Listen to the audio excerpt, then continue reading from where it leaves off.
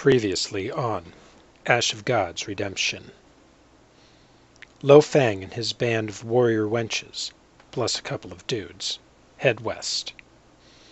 Along the way, Reet falls deathly ill, forcing Lo Fang to make an impossible choice: save her life and become an outcast to his clan, or let her die and keep the precious Strixes embedded in his own body.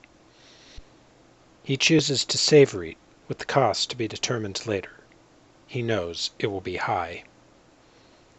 However, with Reet's guidance, the party makes their way to the Triple Menhir, picking off Gels and Enzes as they go. Perhaps the ancient shortcuts of the Quimera will help them in the next step of their journey. Not everyone made it to the top, but among those who did, nobody managed it by sheer luck.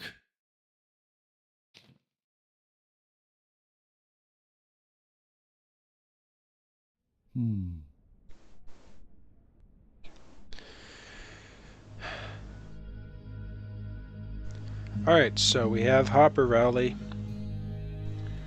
Thorn's escape didn't bother you, but everyone else apparently is okay with it too. Alright. Well, let's go talk to everyone. Starting with Teak. Aha! Sir Scribe! Would you like a bite to eat, or something to wet your whistle? I've got both! Neither, Master Innkeeper. I have a question. You know that I arrived in search of Thorn Brennan and discovered something curious. Tell me, how did he quarrel with his brother-in-law, Bran Victi? They've been enemies for 20-odd years. Whenever these two meet, it's like throwing fresh kindling on glowing embers. What kind of embers are those? I've heard it's about some sort of inheritance. Well, it could be about inheritance now, but I'm not an Eidolon scribe to tell you for certain. I only know that Bran Victi has been bearing a grudge against his sister, Leaky Victi, the mother of Thorn's kids. But Thorn's wife perished. There's nobody to hold a grudge against. Yes, I heard that she'd perished. It would infuriate Bran even more, I gather. He'll not rest until he strangles Thorn's kids. This Bran turned out to be a rotten bastard. Well, that's all I wanted to know. See you, Teak. Okay, let's talk to Ake. Listen, my friend.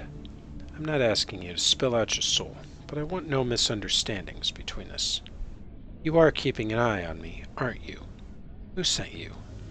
Was it Prince Trieg or Corazon? You are good at sword fighting and town hall crashing, Hopper, just as you are good at reading people.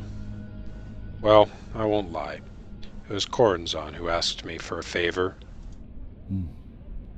What kind of favor was it? The Cardinal wouldn't ask for something trivial, I suppose.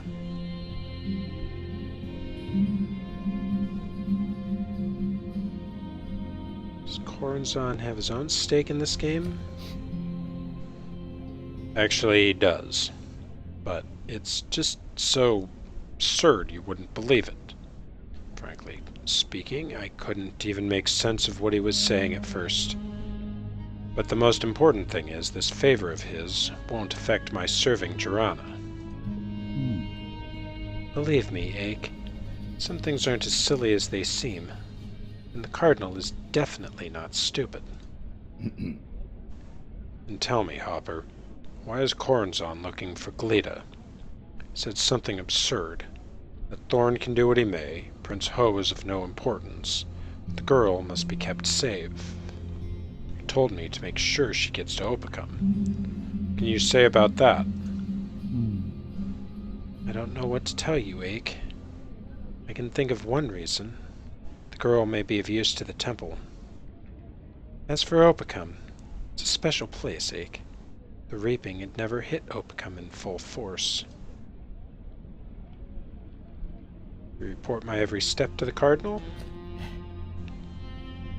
Why in Terminium would he want to know about your steps, especially every single one of them? How could I possibly report them to him? I'll be damned if I know. Trust me, if Corazon wants you to report to him, he'll find you anywhere. And did Corazon give you any orders regarding the prince? You could even say that. Corazon may be angry with his highness, but he is a cardinal, not a highway murderer. Do you really think I'd be capable of something like this? I'd sooner end my own life. Yes, it's a bit hard to believe. Great warriors don't usually run errands like this. Sure. Say anything about stabbing Hopper in the back? Why would I do that? Well, if you made an attempt on the prince's life or something stupid like this, I'd do it without asking. But things being as they are, the demon, I didn't sign up for murder. Good. You know cardinals. They're a weird bunch. Yes, he carried me out of the rubble. And even a cat can drag a mouse out of a puddle. His reasons for doing so, however... Should be going then. But wait, I've been meaning to ask, why did you send Stein off? Never liked him. He was odd and secretive, and keeps to himself. Frankly speaking, I do not trust him, and I can't understand why Prince Trig forced him on us. I think Stein had his own reasons to be secretive. Anything could have happened to him when the reaping began. But if you don't like him, then I won't argue. So I guess Stein just disappeared at some point then. Okay. Alright, see if we can get any info from Shek. Perhaps you could clarify something for me, friend. I was a prince serving in the neighboring kingdom, the rank of a simple soldier. Someone's been feeding you stories, I see. The prince claims that the king wanted to marry him off to an elderly and unattractive Gabonian princess. But I think the true reason is completely different. That's what piqued my interest. High-ranking individuals don't often share the rigors of service with your ordinary schleps, and they certainly never do it secretly. You don't know our king. He is too hot-headed. If anything goes against the grain, he flies off the handle and behaves rashly. Luckily, Prince Trig is much more sensible, but even he wasn't able to protect his son, was ready to confront his grandfather about every little detail. No surprise here. I would be more astonished if the young scion didn't go against his elder's will. Our king is always rushing things, but with Hode it was like a knife hitting a rock. The young prince turned out to be more stubborn than his father. The princess is one thing, but Hode didn't want to concede anything. So the king said, I don't want to see you until you've had your fill of shit and grit. I see now. Prince Trig made his base in Ursus to be closer to his son, and his son joined an Eidolon company of young soldiers to keep away from his grandpa's spies. You are quick on the uptake, scribe. Well, if that's all you wanted to know, I'd better go. I have so much to do.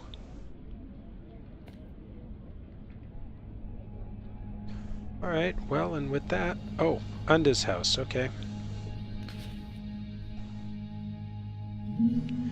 Shek fumbles with his keys, opens the door, and enters Unda's house, explaining all the while. The abominations hid in the house. Had it not been for Thorn, it would have caused more trouble. Philia and Gleda, however, disappeared. How and where they went, I cannot fathom. You take in the humble furnishings of a traditional Burkanan dwelling. Could she have escaped through the roof or secret passage within the house? Shek smiles into his mustache. The house was surrounded. Guards posted in every yard of the block. We then left no stone unturned. We rapped on walls and lifted floorboards. We didn't find anybody. I'm starting to think that Philia and that other girl were simply not there. You draw up a stool for Shek. Have a seat while I look around. If you don't mind, of course. Don't worry, I shall not keep you long. Nor will you have to carry me out of the rubble. I promise.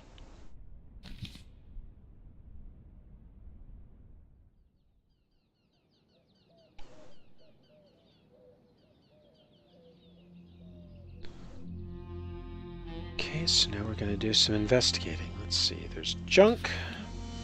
Go through heaps of useless junk, moving barrels and crates around, but no trapdoor.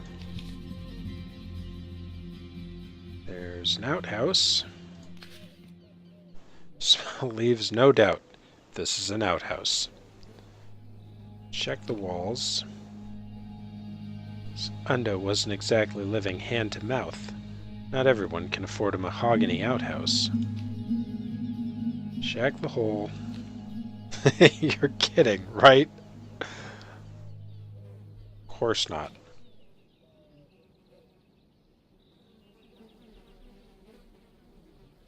Close the door. Check the garden. You walk around the plants and marvel at their variety. Some of them are very rare. You fight back the temptation to borrow some valuable ingredients.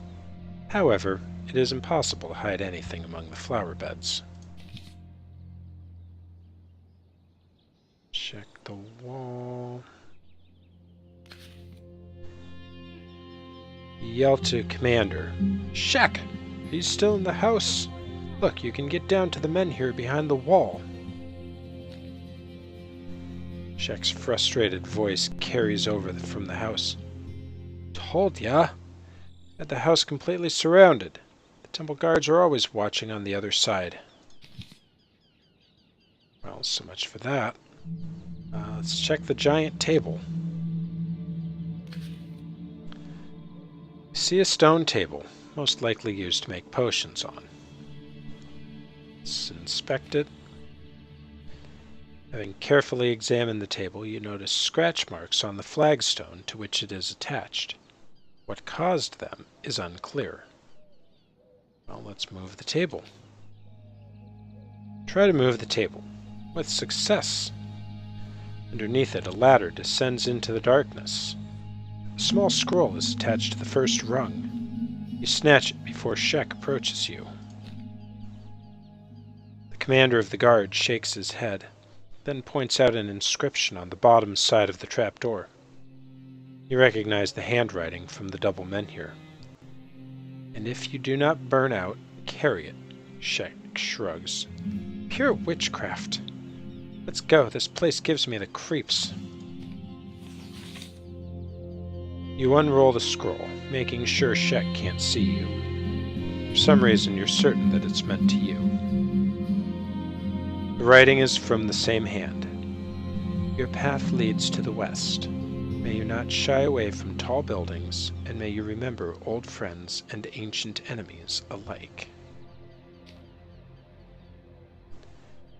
As you leave Unda's house, Shek addresses you. What a catch!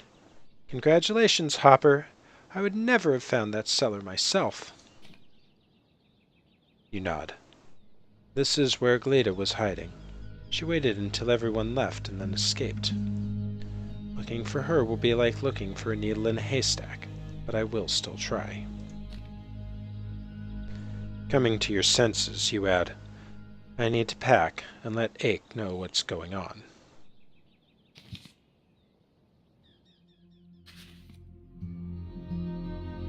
Shek catches up with you, having almost reached Ursus's gates.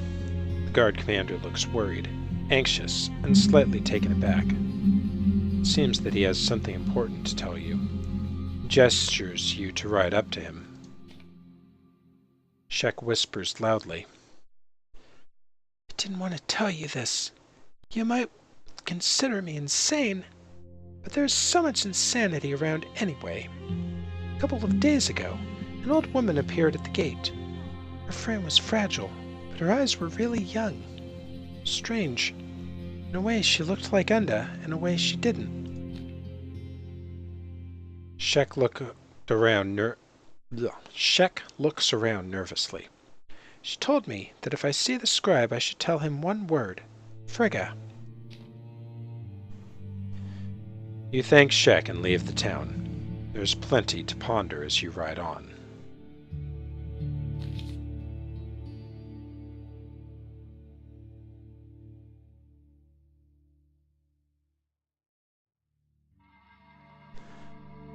Okay, current goal.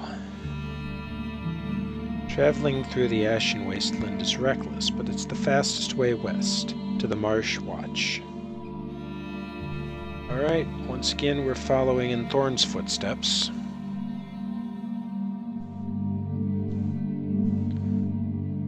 Let's hop over to the campfire.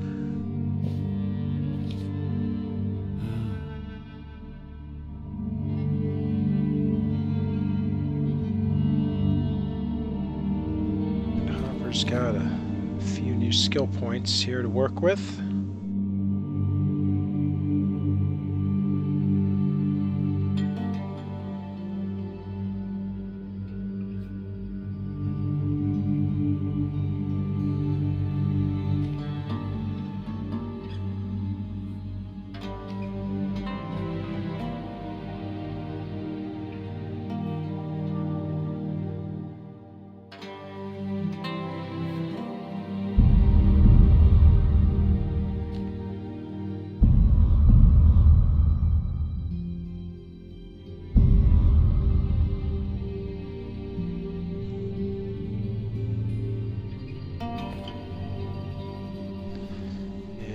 Guess we're traveling alone. Alright, so we can take the old Gabonin Road, take the Woodland Way,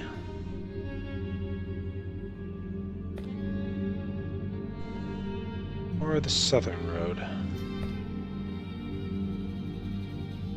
And we're trying to get... There's the Burial Stockade, which eventually gets us to here.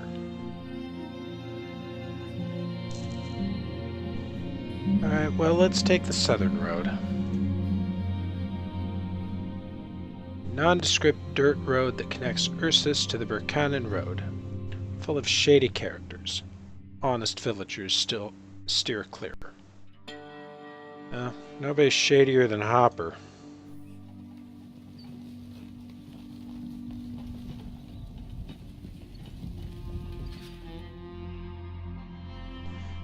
Ake lags behind.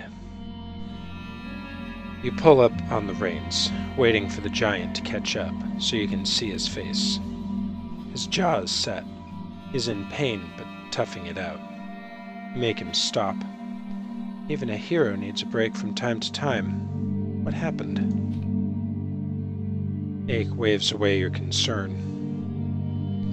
My back is acting up, damn it. A weak spot. It's because I'm so large. It's tough to haul all this weight around. Turn the wrong way, sleep on the ground, or forget to put fir twigs under your bedroll, and bang! Your lower back is screwed. Can't breathe in or out. Put me in a brawl or a Birkanen bathhouse with a pretty lass. I'd forget all about it. Let's offer to examine his back.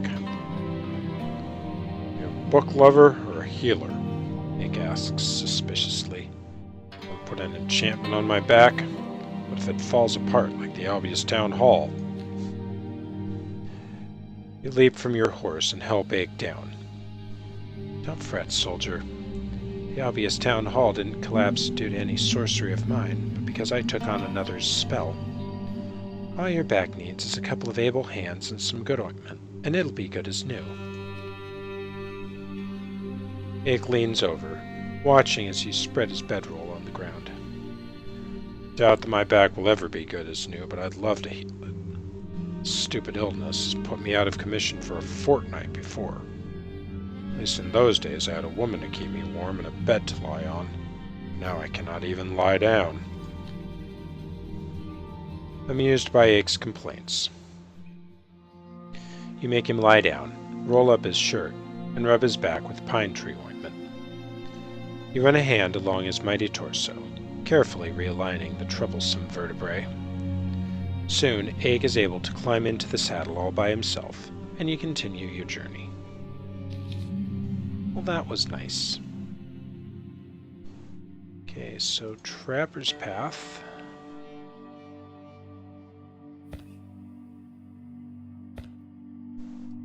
Or continuing to follow the southern road. I think we're going to take the Trapper's Path.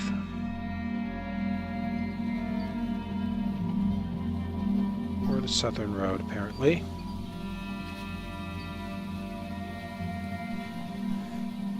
Okay. Once again, choices: let the reaping grow stronger or resist.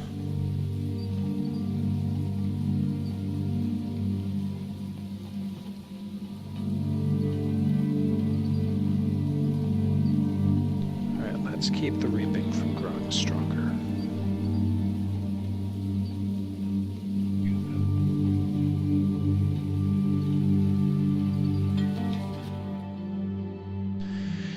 You sense some sorcery connecting to the reaping in the depths of the nearby forest.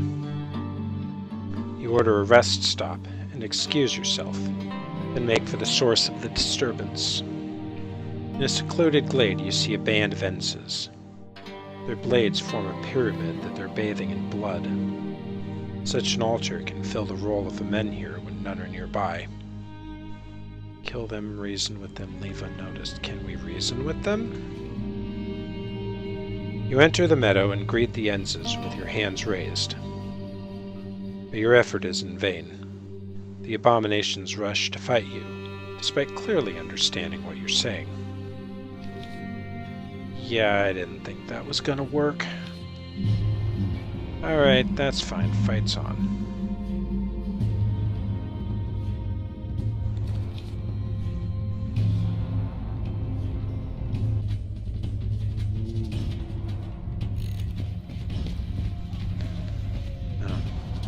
Despite having Ake in the party for story purposes, apparently he doesn't do any fighting. Alright, great.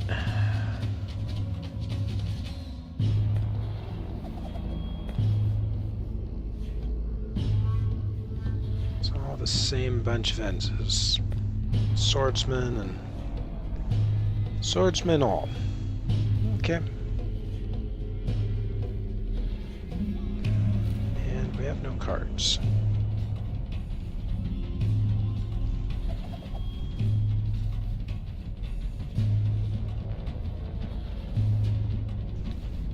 Well, yeah, let's fire off that sucker then.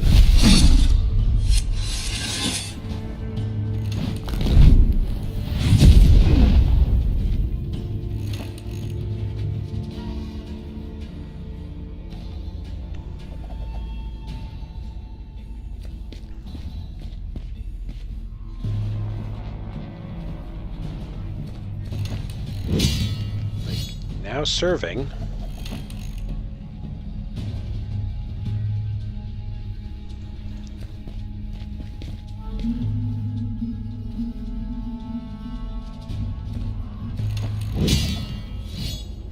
Just waiting for him to close.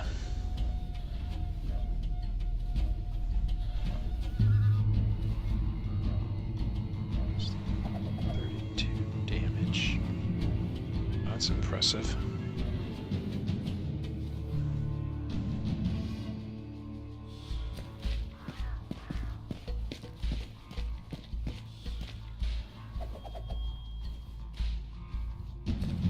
Okay, well, that'll solve that problem.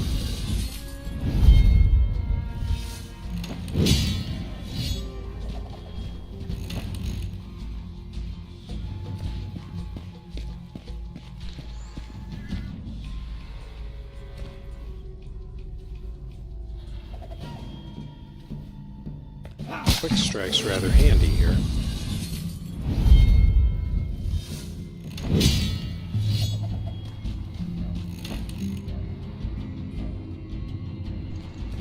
And then we pop this, and combat's done. Not a scratch.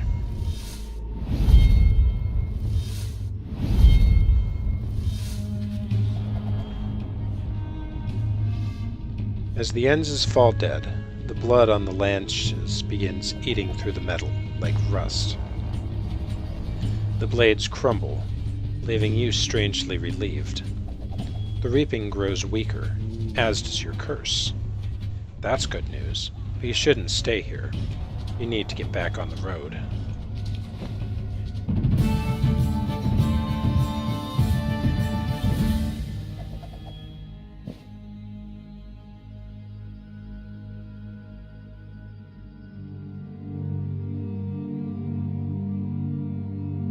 Yeah, curse went down 4% there. That's handy. Alright, continuing to meander along the southern road then.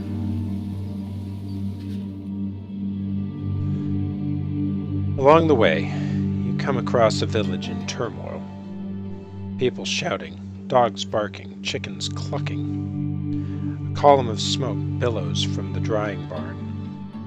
In the town square, several axe-wielding Gells are extorting the peasants for their copper coins and pitiful silver trinkets. Once they notice you, the Gells break for the nearby forest. The villagers cast dark looks at you and turn away. Chase the Gells. Ake fells the slowest thugs in the chase's first moments. Only 2 remain. Ake follows one, and you chase the other to the edge of the village and into the forest. The Gel takes you straight to his mates. They're all waiting for the raiding party's return. It's too late to do anything about it.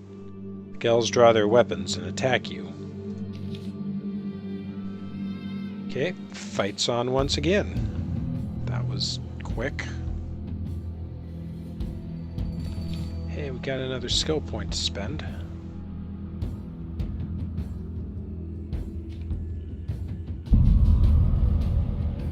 I didn't realize Fireblade was so good.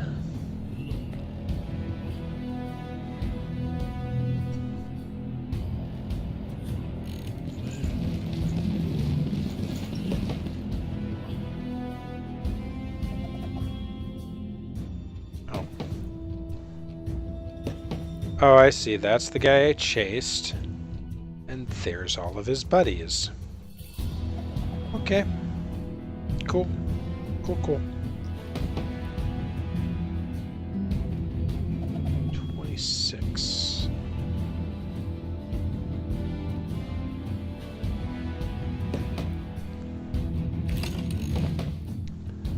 Well.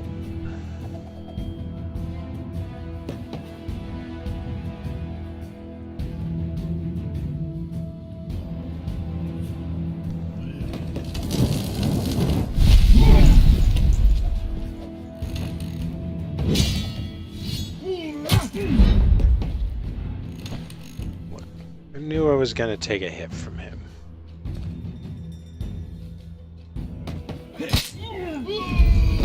That's fine.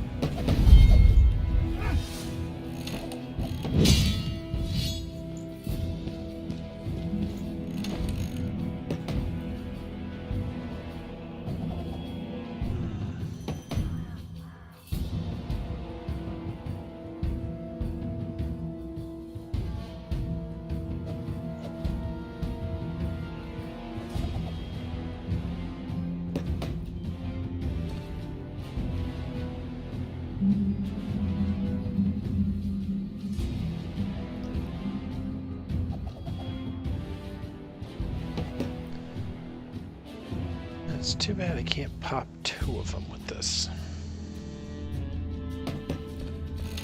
So let's just let them come to me a little bit.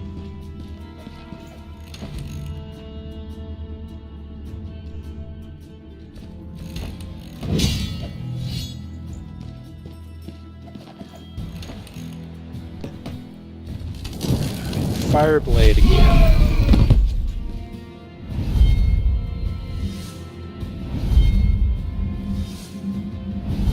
And then we'll pop this guy on our next turn.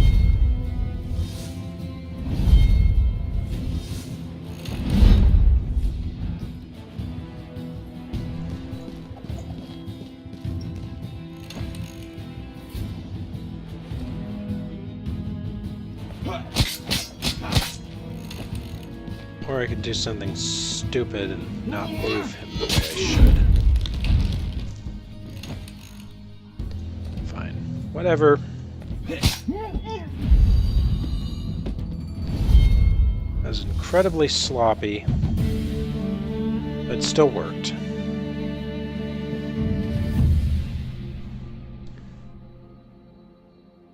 After the battle, you return to the village to find Ake waiting for you. "I caught the bastard," says the giant, breathing heavily. "But he was damn fast. I've never seen gals run like that."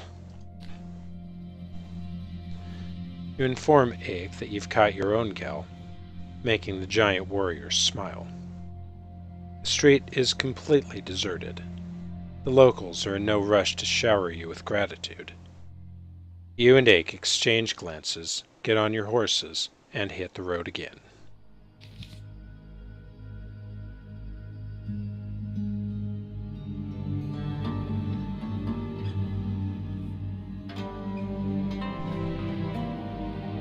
I guess we take the Burkanan Road up to the Scarlet Tower then.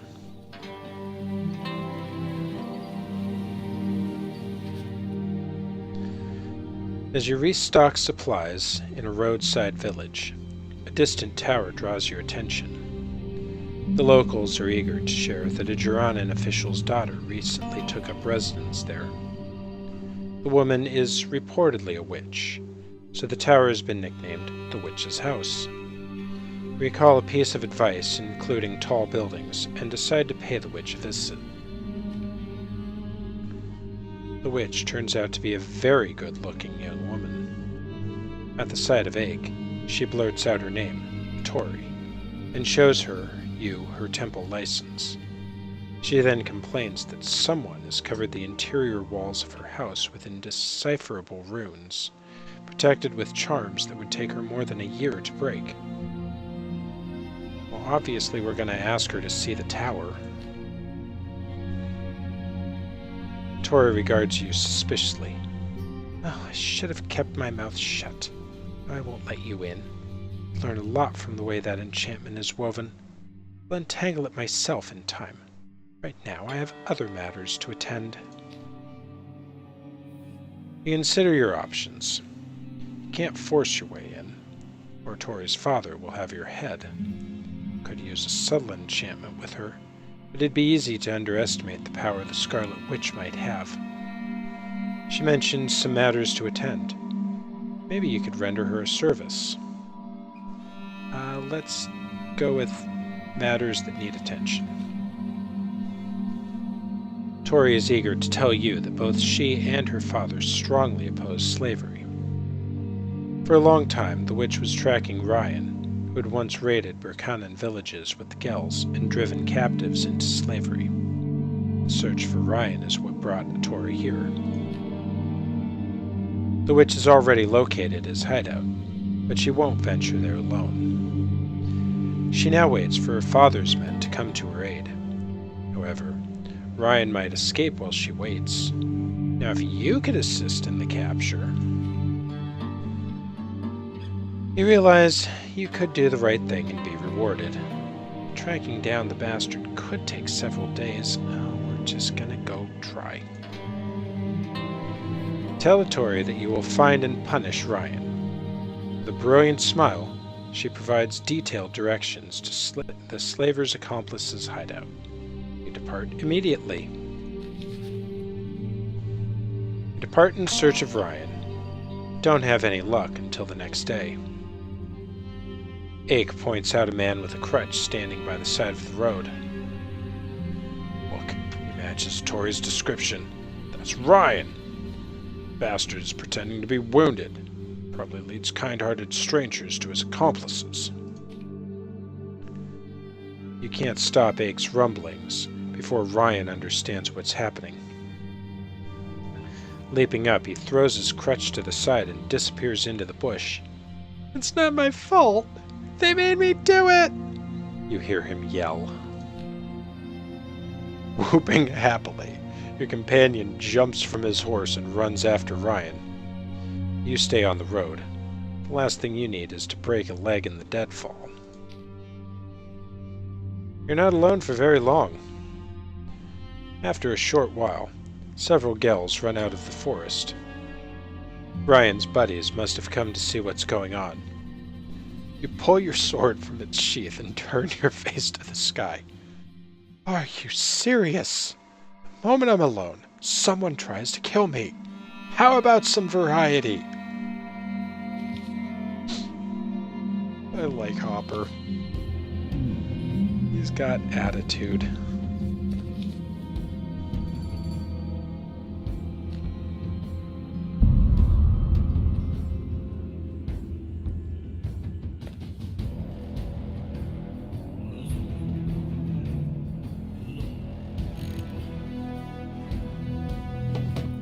Okay, here we go again.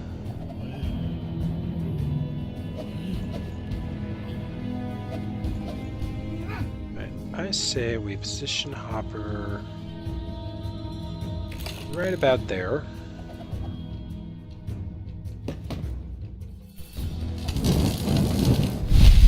First things first is that.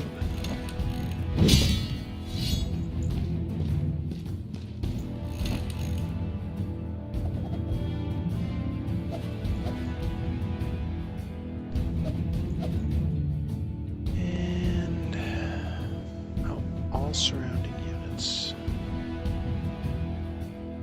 Sweet.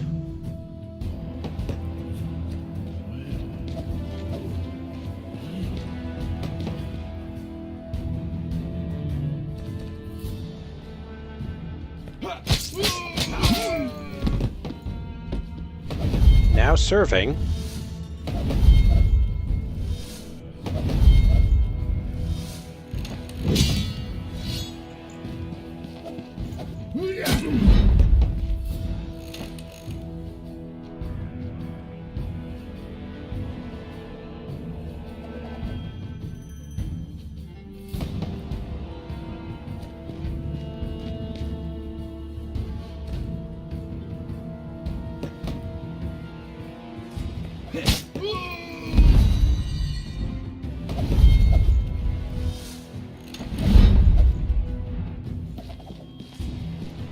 This is gonna hurt a little.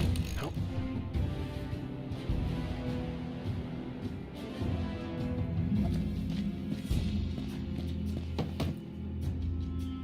Oh shoot. Could have gone there and finished this in one shot. Instead it's gonna take me two.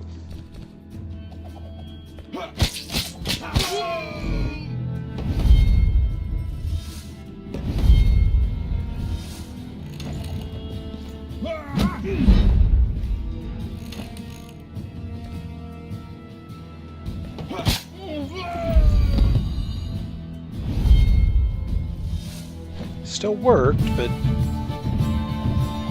uglier than it should have been. When you're done, your companions come back carrying Ryan's severed head. Ake observes the Gel's corpses and looks at you inquisitively. You only shrug. Your way lies back to the tower now.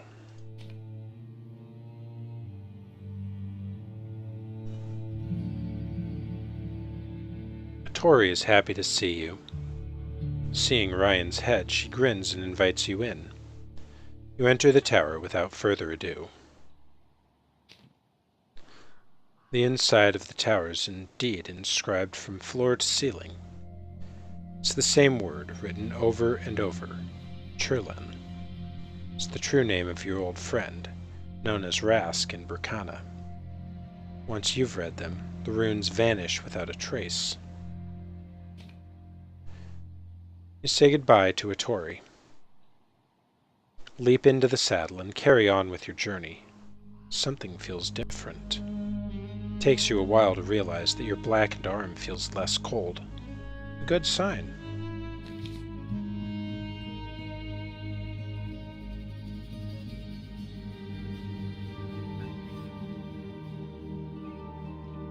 Yeah, curse power dropped again, down to 41.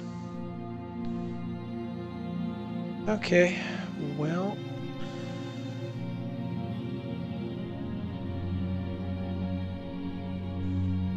I don't know. Let's take the old Gabonin road. We still gotta get to here.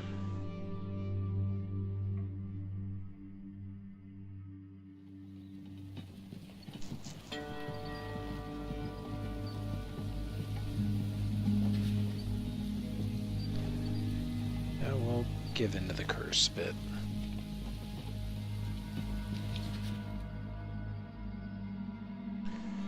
You camp for the night and try to get some sleep, but ache keeps pestering you. The giant warrior begins with a story about Isanan temple servants who scatter and hide when the Primarch of the Temple of Divine Retribution leaves his bedchamber. What scares them isn't the divine retribution, but the prospect of being summoned into said bedchamber.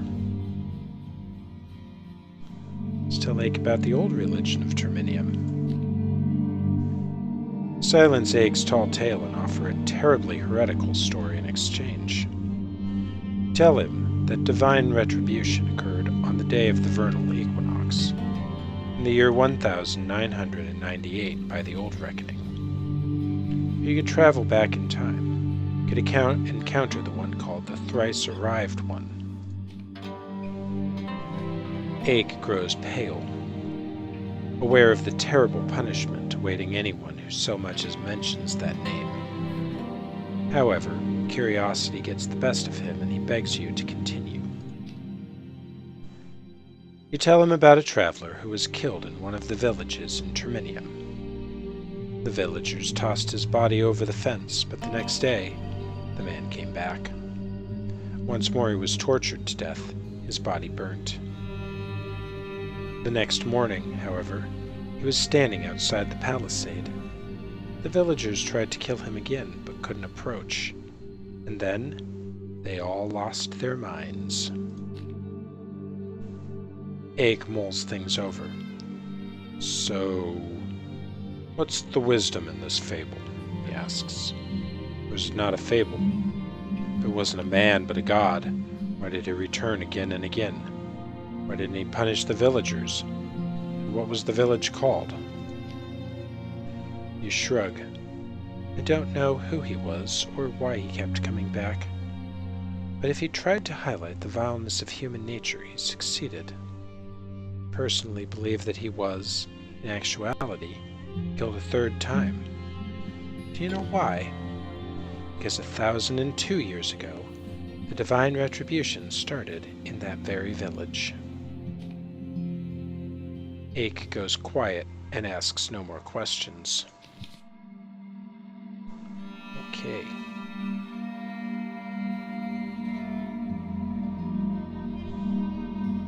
Well, I suppose we'll take the Raven Gorge.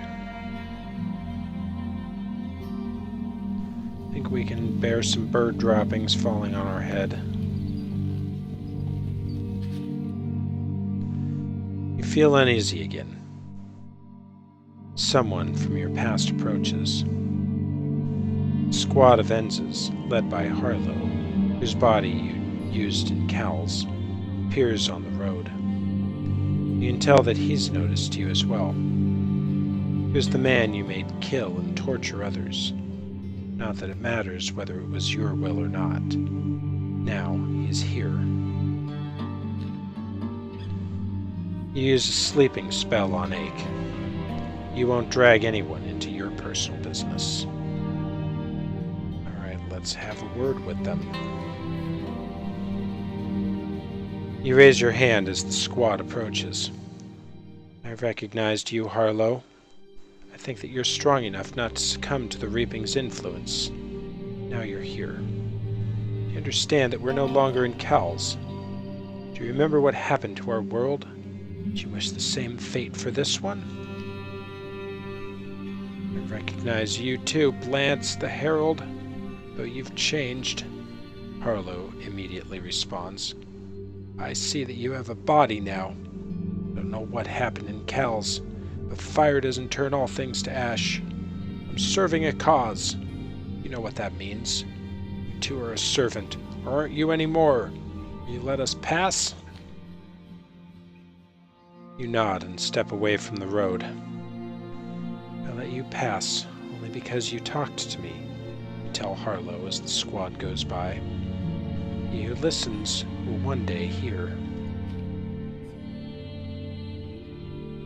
Ake comes to his senses. What happened? He asks, almost amused. It's like I blacked out. The Enzes were there, and then they weren't. Damn sorcery and illusions. Let's get out of here. We take the perilous path. Not that we have a choice.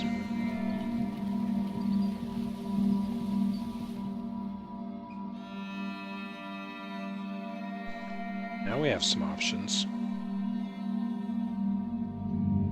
So we can take the reckless path, misty track, abandoned road, or hollow path.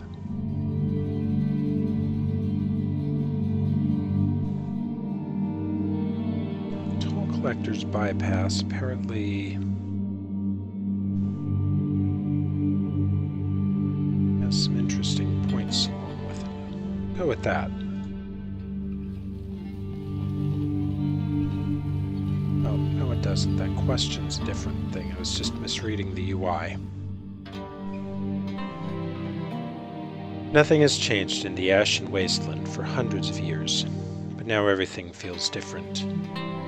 There's a bitter taste in your mouth, like you've inhaled some smoke, but there's none to be seen. There's only an ashen valley, gray grass, and gray sky. What's causing the sting in your throat? Where did this feeling of power come from? You need to make camp. Ake dismounts the horse and carefully ties the bridle to a branch. Gods and demons, he exclaims. Are you by chance turning into an abomination? What happened to your eyes? They're black. Or have your pupils consumed your eyeballs? What about my eyes? Let's see. Let's just blame it on the wastes. You shrug. It's a special place, Ake. It doesn't change people.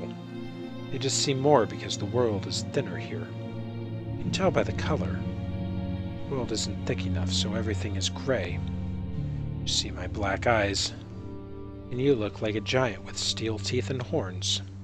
Who's right then, you or me? Ake worriedly checks his head and jaw. I don't have steel teeth. I don't have horns either. Here, feel for yourself. Well, there you are. You got lucky. I can touch you and tell there aren't any horns on your head. My eyes are another matter. What could you possibly learn by touching them? I'm not touching your head on the off chance you have horns, but just can't feel them yourself. No way. Don't touch my head. What if there's actually something there? I'd rather look at your black eyes than hit door frames with horns. Plague on this wasteland. You need to hurry and leave it behind. Alright, well, continuing on the toll collector's bypass then.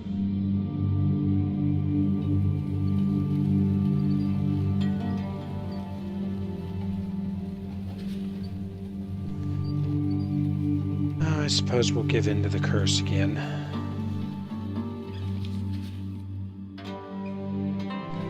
You see a triple menhir rising above the steppe. You and your friends freeze in your tracks. There are reapers on the other side. 5 of them.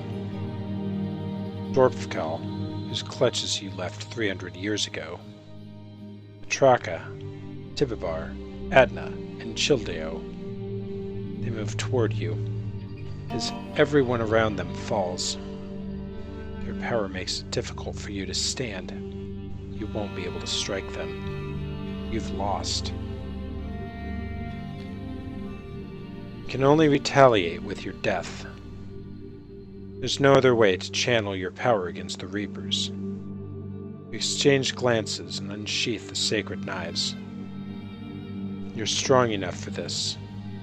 You raise the knife and an arrow immediately pins your hand to your body. More arrows fall, piercing your flesh. The last thing you see is Dorpkal's evil grimace. Miss, change the memories, awaken at any cost.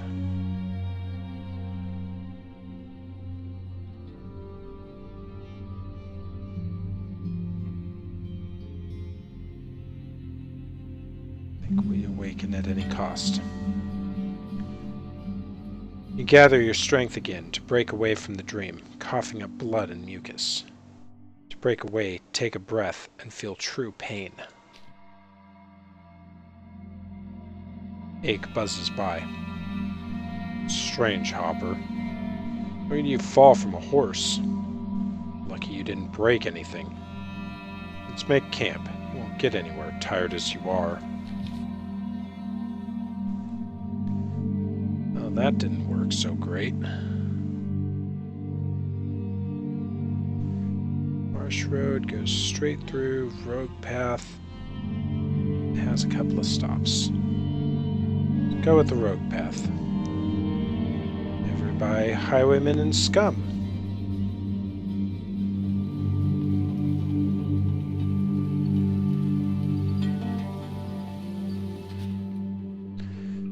You open your eyes and shiver, as if waking from a daydream. It feels like you've returned to the dim and distant past. You can see the sky of the long-perished Cowls. There are fields and hills around you. A light stream beneath your feet connects to a wide river. A familiar and terrifying silhouette looms before you. Your lord, master, and shepherd stands before you. Dorpkal looks at you with reproach and shakes his head. Are you prepared, Blance? The divine power descends into me, and so I will enter you. Stay, if you wish. Permit you to watch. In any case, I think you should see what you've created with your own hands. Accept, refuse. Wake up. Just wake up. You clench your fists, flex every muscle, and break free from the heavy dream. You swallow the blood flowing from your bitten lips. Your breathing becomes erratic. You have no strength left, and your hand feels like it was carved from a piece of river ice. Ache is amazed. How plastered did you get? Why are you shouting like that? There's even a single abomination around here. It's headed this way. Already here, Ache, you say out of breath. Pay no attention. It's just a bad dream. Nothing more.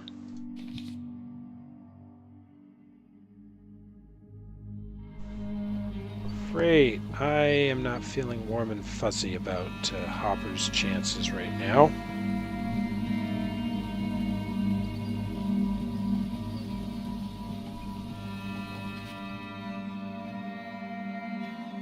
The wasteland keeps pressuring you.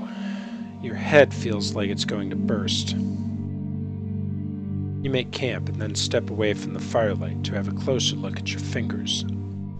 For a moment, they seem semi-transparent.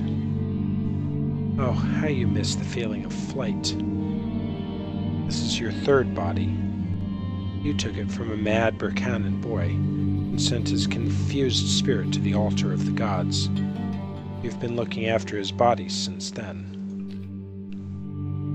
You took your second body from an injured warrior. You failed to heal him. Grief for his dead kinsman killed him faster than his grave wound.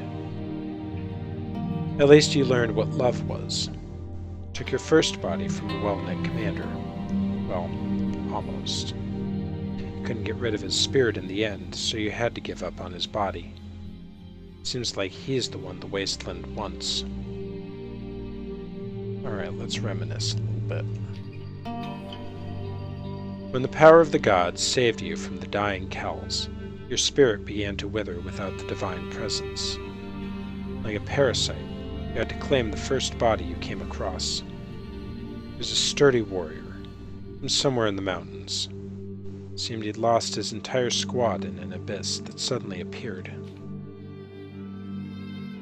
He tried jumping from cliffs several times to end your lives together. In the end, you had to leave his body on the blood-spattered stones. Your thoughts have led you back to the mountains where everything started, and where you can see this warrior again. Let's join the battle. Others appear near the warrior. Who are they? His old squad? You're not the one to blame for their deaths, but the wasteland doesn't care if you're guilty. You found the images in your conscience and immediately manifested them. Remember the mountains, and this is what you get. A fight.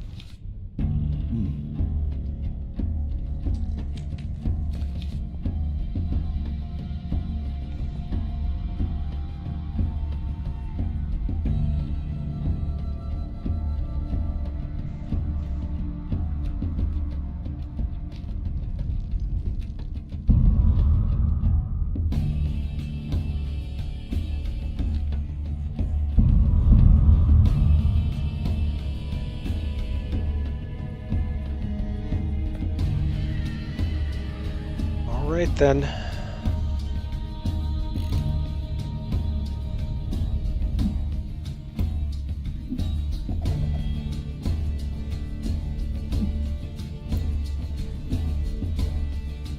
Got a couple of archers this time.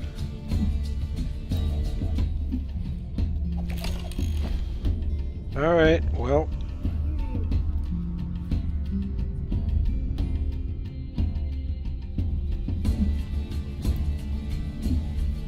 Sure, let's hit somebody's energy.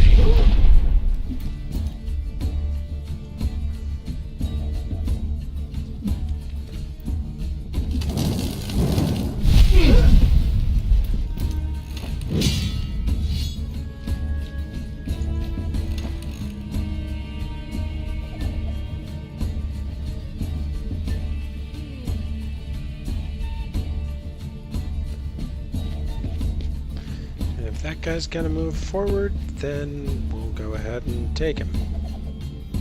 I forgot the red guys have a counter strike.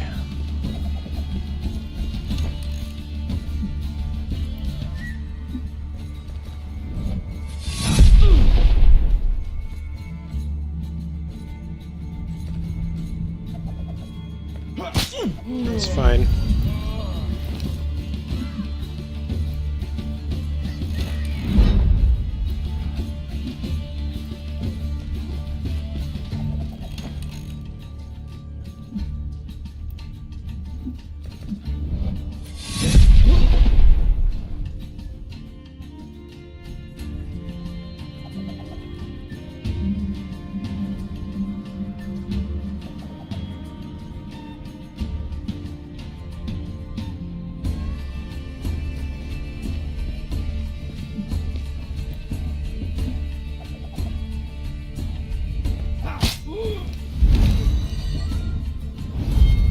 Health up.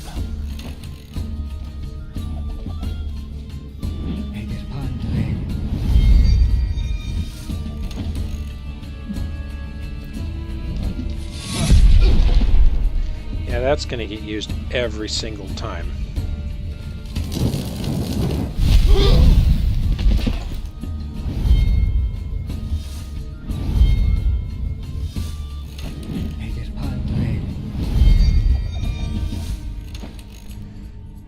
And now we finish this.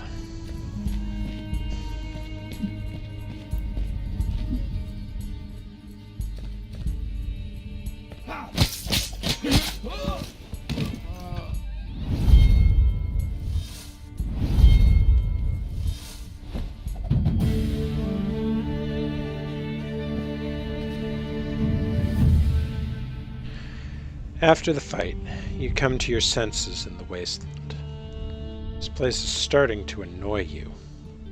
Too much chaotic magic keeps attacking your mind here. You hope to leave it behind soon.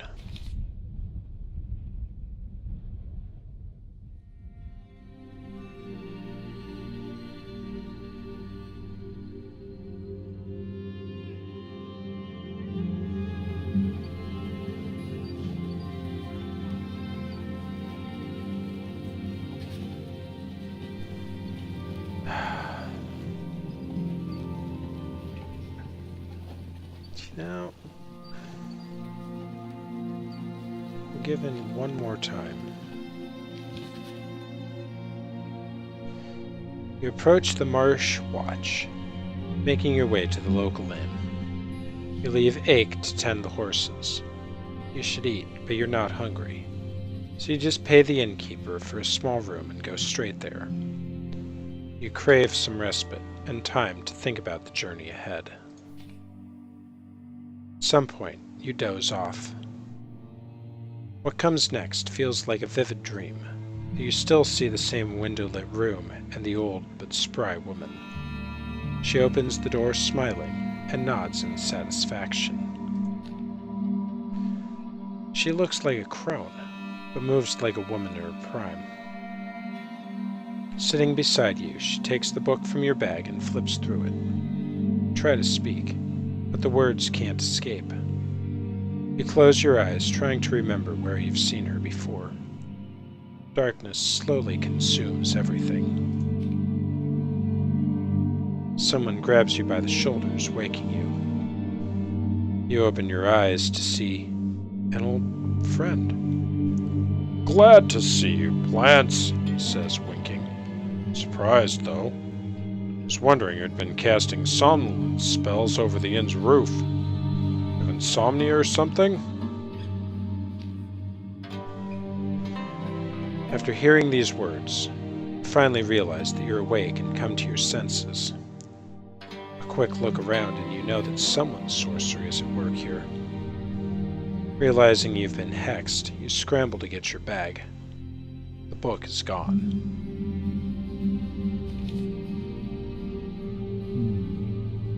Curses! How could they trick me like that? I dreamt of a hag running through my things and flipping through my book. It was no dream. The book is missing. You did not encounter anyone on the stairs? My apologies, but I haven't seen any hag on the inn stairs. Arrived after the spell dissipated. Where are you off to, Blance? And not alone, I see. Been accepted into royal service, have you? Well, you haven't strayed so far from home by happenstance either, have you, Churlin? You don't simply travel for the sake of it, do you? You rarely step outside your shop, especially in reap time. Forget the shop. Now isn't the time. I've actually been looking for you, Blance. And it's clear that seeing the crone in your dream was no coincidence. Though an odd one, she wields great power. Okay, who is she? Who knows? Although I've got a hunch she might be the Unda everyone's talking about. Something's off. Unda's so old it's surprising she still lives. It's as if this hag only pretends to be Unda. The crone who looks like a woman in her prime? Stone bracelets and a serpent's gaze. I've heard of her. Calls herself Chilla. Maybe she's like us, not human? You should be well aware that a name is only a garment. Take it off if you will, and it loses all meaning. I've been considering this from all angles. All those who could be this crone died in that same battle which gave you your arrow scars. But I've got no more ideas. No clues. Like we don't have anything better to do than solve an old hag's riddles. She's a witch, no doubt. Why do you need me, Churlin? You should already know this. Some witch told me I could find you in these lands. you too searched for me. Should that fail, catastrophe might follow. Cut the mind games, Churlin. My head aches without even adding your riddles. How does an old woman or a witch compel you to look for someone? I don't recognize you. Hardly recognize myself, Blance. I've had so many thoughts lately. Got a job as an intendant at Opicum. Guided wagons through the marsh road. Thought I'll keep quiet and survive the reaping, but no, trouble found me again. From now on, we travel together. Well, at least there's some good news. Always happy to see you, Churlin. When you tag along is always nice. Still, I'm quite surprised. What power do you mean? If I knew the secret of her power, I would also possess it. Clairvoyance is on par with your Amma. Her sorcery matches that of a High Umbra, and she's as persuasive as Dorpkel. She's definitely not allied with the High Umbra of the North. I've already realized that. A new player has joined the game. Corazon is seriously concerned about that. Seems like she's the one who managed to hold back the reaping. Don't care about that Corazon scoundrel. And who knows if the reaping is truly receding. What if she's not saving us, but seasoning us for the frying pan? There's something special about her. As if she holds some hidden threads, or has some underlying scheme. Blance, I don't like it.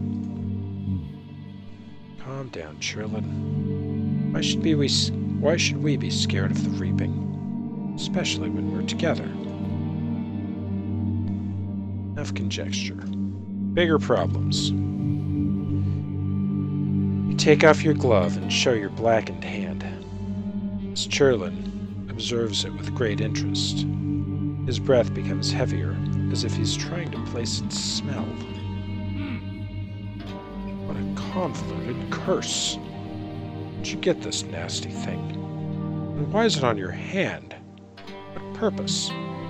Why does it jitter? Is it breathing? Still haven't lost your aptitude, huh, Churlin? Got this nasty stuff in Albus, just near your shop. Some cunning crone left it. Now I'm roaming Bracana, trying to pierce together a spell to cure me, among other things.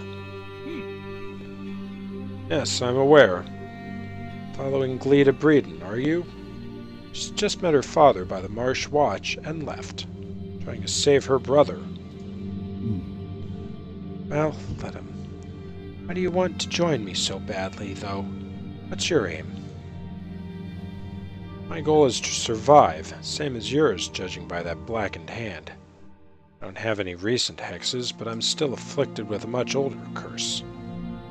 I still feel chills and a sense of foreboding.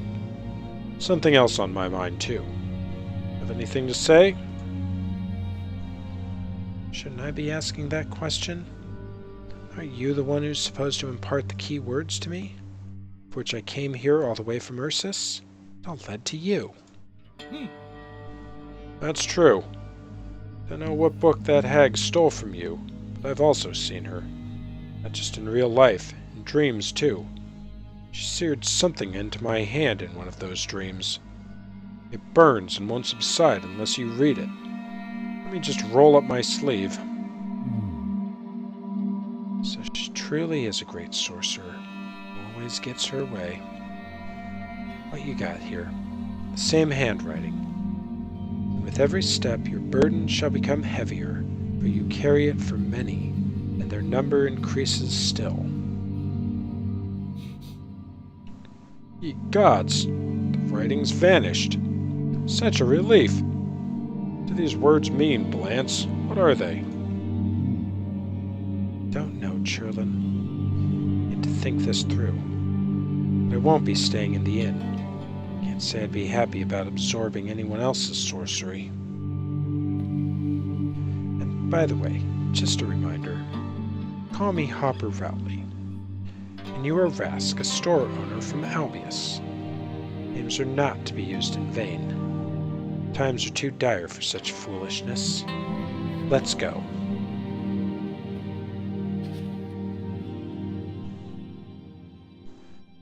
Of course, you were the only one to notice the magical veil of dreams cast over the inn and Rask's appearance. For everyone else, it's business as usual. Seems like Ake is done preparing and is ready to continue onward. You don't have to introduce Rask to your companions. They know the shopkeeper from Albius. However, everyone is surprised to find him in the middle of nowhere, and more so that he's going to accompany you from now on. As you exit the inn, Rask pulls you aside, looking mysterious. Seems like he's got something important to tell you.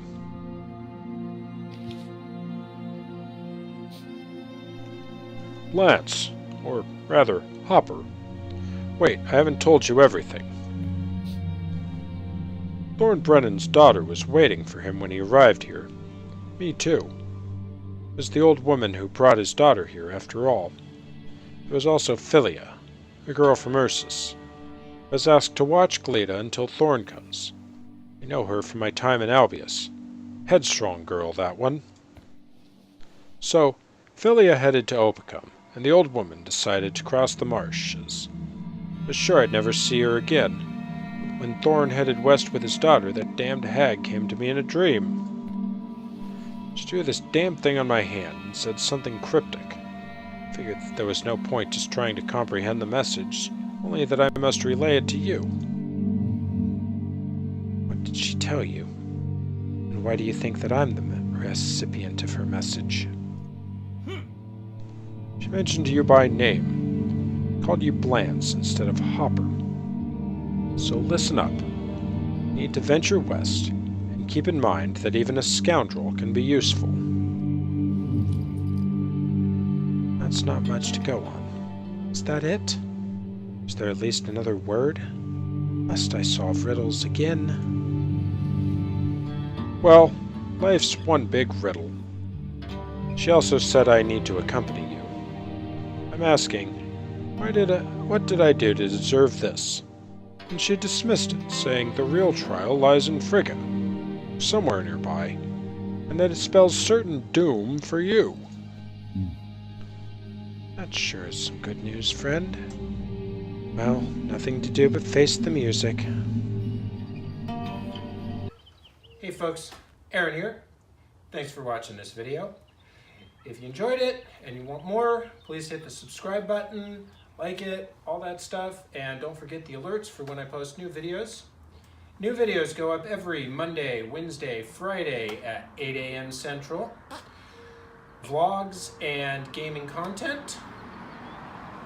You can also find me at my blog, stickstoriesscotch.blogspot.com, my Twitch channel, twitch.tv/shadowcaster, and a lot of other writing over on Mariner's Rock. Hope you'll be back next time. Until then, remember, keep your knees in the breeze and the shiny side up. And now, I gotta ride.